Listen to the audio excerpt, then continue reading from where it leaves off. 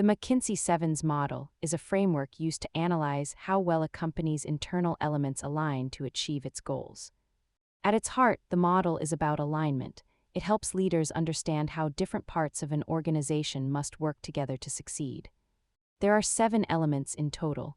These are divided into hard elements, which are easier to identify, and soft elements, which are more cultural. The hard elements are strategy, structure, and systems. The soft elements, which are often harder to change, include shared values, style, staff, and skills. Think of your business as a living body, where solid strategy meets the unpredictable nature of human culture. When companies undergo change, they often focus on strategy, but the model shows that shared values and culture are often the most critical drivers.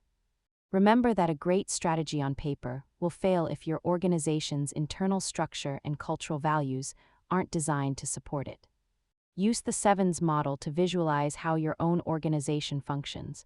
Subscribe for more business basics and save this for your next project.